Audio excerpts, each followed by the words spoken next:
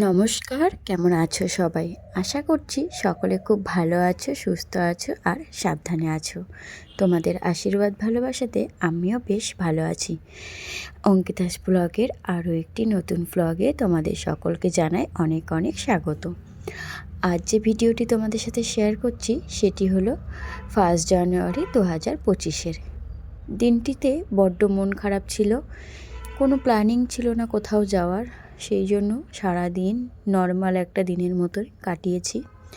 এখন কেমন যেন কি পুজো, কি কোনো উৎসব, কি কোনো অনুষ্ঠান, কি কোনোটাই এখন আর আমার জীবনে নেই। বিগত 1.5 বছর ধরে এগুলো মনে হচ্ছে আস্তে আস্তে হারিয়ে যাচ্ছে। এমনভাবে সংসারের চাপে পড়ে গেছি যেখান থেকে আর বেরোতে পারছি না।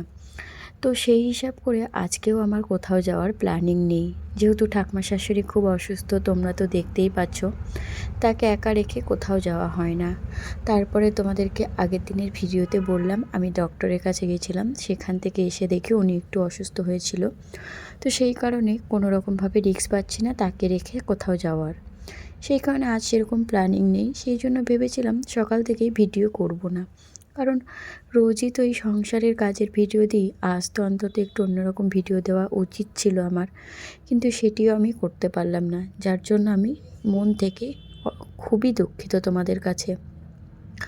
আমার 1 জানুয়ারি 25শে ডিসেম্বর পুরো একটা এই অনুষ্ঠানগুলো এই উৎসবগুলো পুরোটাই কেমন যেন নর্মাল দিনের মতনই চলে গেল।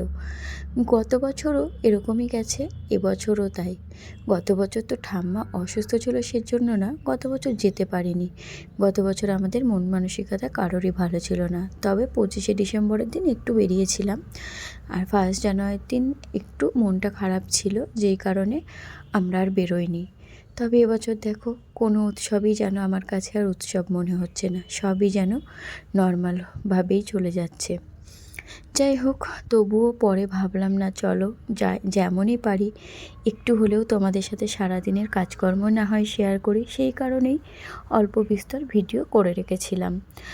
এই যে সকালবেলা বরমশাইকে একতরফা রান্না করে দেওয়ার পরে বরমশাই এনে দিয়েছিল মাংস, যেটা ম্যারিনেট করে আলু ভাজা বসিয়ে দিয়েছি। পরে রান্নাটা পরে না, এখনই করব। আলু ভাজা বসিয়েছি, ওদিকে গিয়ে ঠাম্মার বিছানাটা তুলে আসলাম। সাথে দেখতেই পেলাম বাড়িতে পুচকি আর আমার মেজো জেঠি শাশুড়ি এসছে। তারপরেই চলে গেছিলাম আমাদের ঘরে বিছানাটা গোছাতে, তবে সম্পূর্ণটা গোছানো হয়নি। আলুটা ভাজা হয়ে গেছিলো বলে এখানে এসেছিলাম একটুখানি কাজু আর একটুখানি পেঁয়াজ ভেজে নিতে, এটা পেস্ট করব। এই যে পেস্ট করা হয়ে গেছে, আর আমার তো মশলাটা অনেকক্ষণ আগেই করা হয়ে গেছে। আমি মাংসতে ভালো করে ম্যারিনেট করে রেখেছিলাম টক দই দিয়ে, আর ওই পেস্টটাও মাংসের মধ্যে দিয়ে নিয়েছি।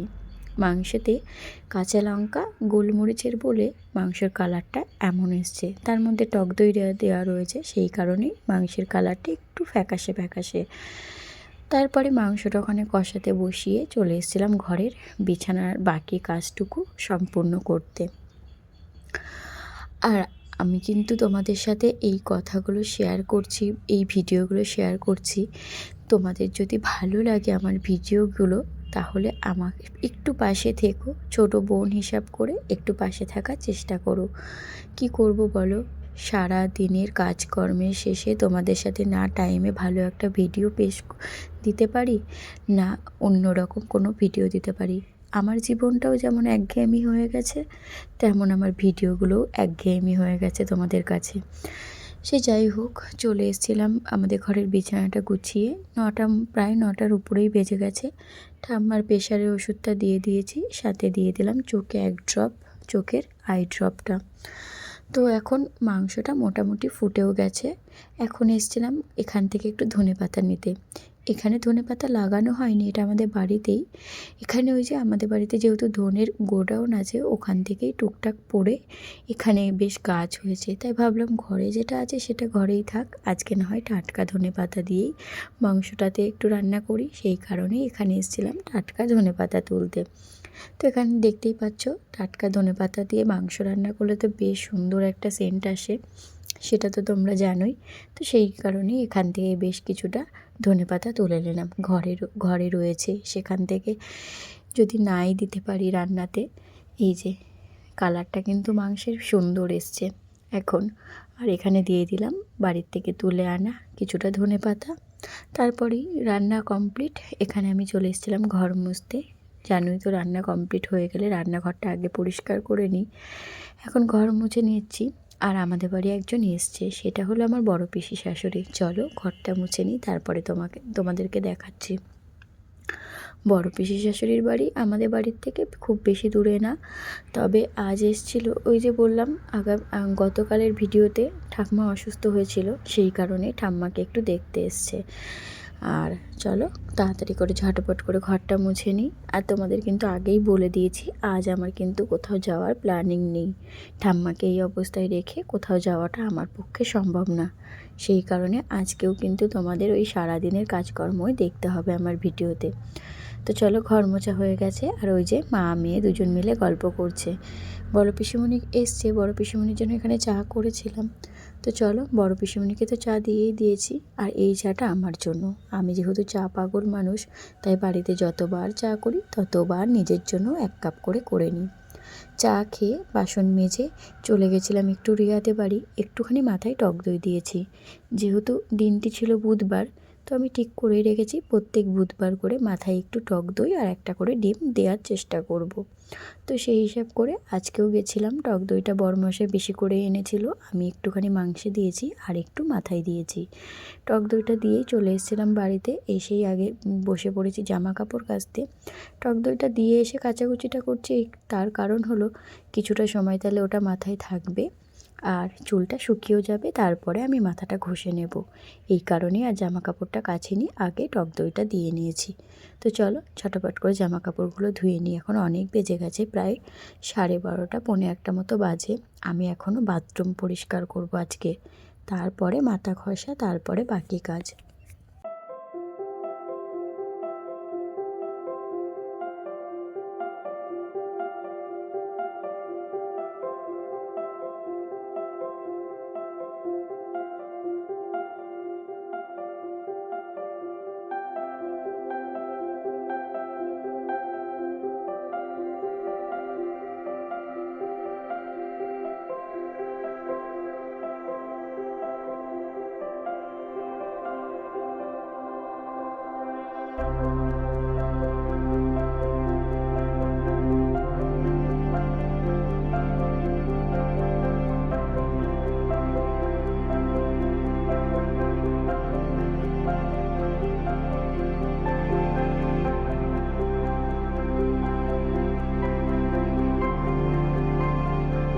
চলো, জামা কাপড় ধোয়া হয়ে গেছে, আমার মোটামুটি মাথাটাও প্রায় শুকিয়ে গেছে।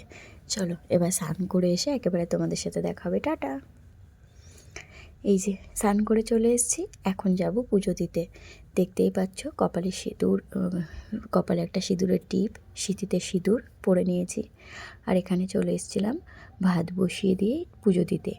পুজো দিতে আমার বেশ ভালোই লাগে, সেটা তোমরা আগেও জেনেছো। আর পুজো মানে একা হাতে পুজো সেইভাবে দিয়ে উঠতে পারি না। পুজোটা রোজই দিই, তবে আমি বাড়িতে যেভাবে ঘন্টার পর ঘন্টা বসে পুজো দিতাম, সেটা আর এখন হয়ে ওঠে না। এখন ওই যতটুকু সম্ভব, যতটুকু নিয়ম মেনে আমি পুজো দিতে পারি ততটুকুই দেওয়ার চেষ্টা করি। তো চলো ঝটপট করে এখানে পুজোটা আগে সেরে ফেলি।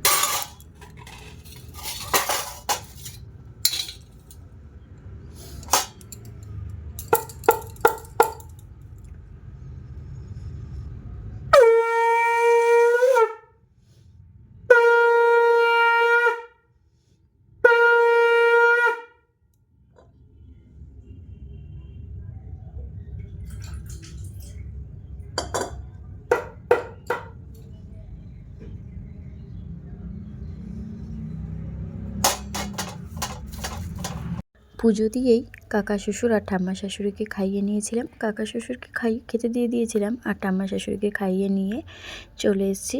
এখন ওনাকে একটুখানি শুইয়ে রেখে দেবো, কারণ উনি এখনই ঘরে ঢুকে যাবে। আর ঘরেও ঢুকে গেছে, দেখতেই পাচ্ছ, উনি এখন শোবে। সেই কারণেই ওনার একটু মোজাটা পায়ে দিয়ে দিলাম। এখন এই লেপ কম্বল যা যা আছে তাই ওনার গায়ের উপর চাপিয়ে দেবো, কারণ ওনার প্রচণ্ড ঠান্ডা লাগে। যেহেতু বয়স হয়েছে, রক্ত ঠান্ডা হয়ে গেছে, এখন একটু ঠান্ডাটা বেশিই লাগে। তো সেই কারণেই এখন ওনার মোজাটাও পরিয়ে দিলাম। এখন ওনার বিছানাটা একটু করে দেব। উনি শুয়ে নিলে ওনার মশারিটা টাঙিয়ে দেব, দিয়ে তারপরে আমরা যাব খেতে। এখন আজকে অনেক বেলা হয়ে গেছে খেতে, তার কারণ হলো কাকা শ্বশুর আসতে অনেকটাই দেরি করেছিল। সেই কারণে আজ আমাদের খেতে দেরি হয়ে গেল। এখনও কিন্তু আমার বরমশাইয়ের আর আমার ভাসুরের খাওয়া হয়নি। আজ যেহেতু 1 জানুয়ারি, তো আজকে আমার ভাসুরের ছুটি, সেই কারণে আমাদের কিন্তু এখনও খাওয়া হয়নি 3 জনের। তো আমরা এখন যাব খেতে। এখন অলমোস্ট প্রায় 4টে বেজে গেছে। খেয়ে দিয়ে উঠতে উঠতে ওই 4:30 মতো বেজে যাবে। তারপরে ধরো জানোই তো, বাসন মাজা, ঘরের কাজ বাজ অনেকই থাকে। এই যে বাইরেটা অলমোস্ট সন্ধ্যা লেগে গেছে, আর আমরা এখন শোবো। এই যে বিছানা করব, বিছানা করে শোবো। এখন দেখো প্রায় সন্ধ্যা লেগে গেছে। এখন কে শোই বলো তো, কিন্তু আমাদের রোজের রুটিন হয়ে গেছে এটা। এখনই আমরা শুতেই যাব। এসছিল ওই যে অপোজিট বাড়ির বৌদিটা ঠাম্মাকে দেখতে। ওই যে আগেই বললাম, কালকে ঠাম্মা একটু অসুস্থতা বোধ করছিল, সেই কারণেই ঠাম্মাকে দেখতে এসছিল। আর এখানে বরমশাই বললো শোয়ার আগে যেহেতু সন্ধ্যার লাগো লাগো ভাব হয়ে গেছে, তো একটু সন্ধ্যাটা দিয়ে নিয়েই শুই। সন্ধ্যা দেওয়ার কাজটা উনিই করে, আমি নই। সেই কারণেই বাবু একটু সন্ধ্যাটা দিয়ে নিল। এই যে টাকার, এটা আমার ভাসুরের, তোমার, এটা তোমার, আর এটা হলো আমার ভাসুরের।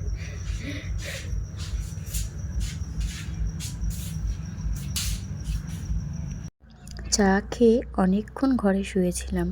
কি করব, সারাদিন খাটাখাটনির পর আর সন্ধেবেলা কোনো কাজই করতে ইচ্ছা করে না। তারপরে ভাবলাম চলো গোটা কয়েক হাতে গোনা কয়েকটা জামা কাপড় আছে, সব তো শোকায়নি, যে কটা আছে সে কটা এখন গুছিয়ে রাখি। এখন আবার বেশ কিছুটা কাজ আছে। ভাত তো বসিয়ে দিয়েছি, তোমরা তো জানোই, ভাত বসিয়ে দিয়েই জামা কাপড় কাচি না, মানে গোছাই। ভাত বসানো হয়ে গেছে, এখানে চলে এসেছিলাম জামা কাপড়গুলো গোছাতে। আর এইগুলো যেগুলো সাইড করে রাখছি, এগুলো রাত পোহালেই আমার আর ঠাম্মার লাগবে, সেই জন্য এগুলো আমি সাইড করে রেখে দিলাম। চলো ঝটাপট করে জামা কাপড়গুলো গুছিয়ে নিই। তারপরে ভাসুর মামার শ্বশুরবাড়ির থেকে কিছু জিনিস এনেছে, সেগুলোও একটু গুছিয়ে রাখতে হবে। তো এখন কি কী এনেছে আমি দেখিনি, প্যাকেটে আছে, সেগুলো বার করে আগে দেখতে হবে মামার বাড়িতে কী কী এনেছে।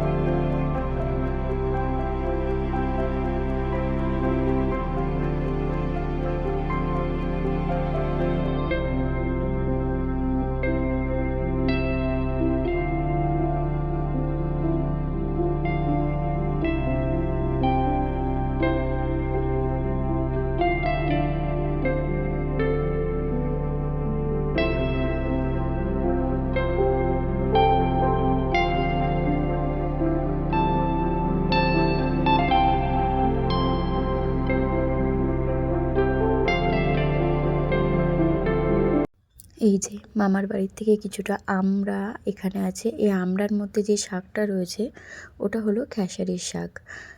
আমি প্রথমে নামটা জানতাম না এটা কী শাক, আমি পরে মামি শাশুড়ির কাছে শুনে নিয়েছি। আর এগুলো হলো আমার মামার বাড়ির গাছের আমড়া, যেটা আমার শাশুড়ি নাকি গাছটি লাগিয়েছিল।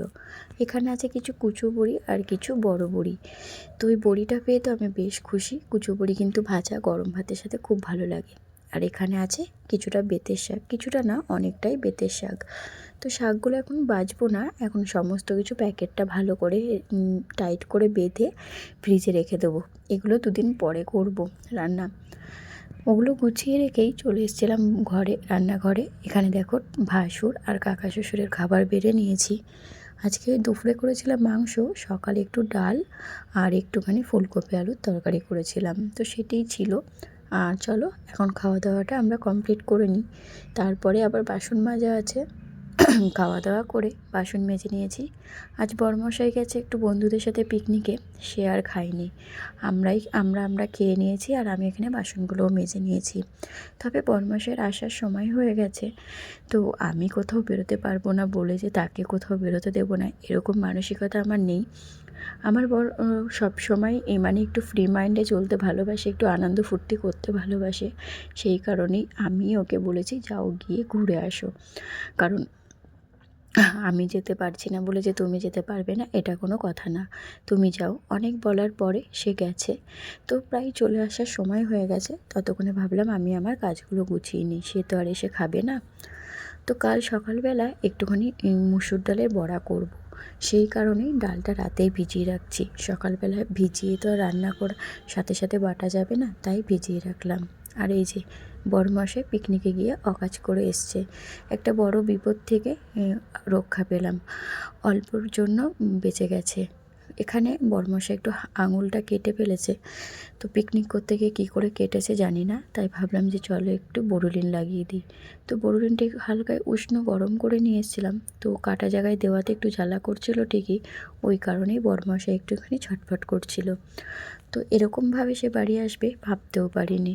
তো চলো ভিডিওটি তাহলে মন খারাপের সাথে এখানেই শেষ করছি। সবাই সুস্থ থেকো, ভালো থেকো, সাবধানে থেকো, নিজেদেরও খেয়াল রেখো, নিজের আপনজনেরও খেয়াল রেখো। দেখা হবে আগামী দিন নতুন আরও একটি ব্লগের সাথে, আরও একটি ভিডিওর সাথে। আর আমার বড়মাসের জন্য সবাই একটু প্রে করো যাতে ওর হাতটা তাড়াতাড়ি ঠিক হয়ে যায়।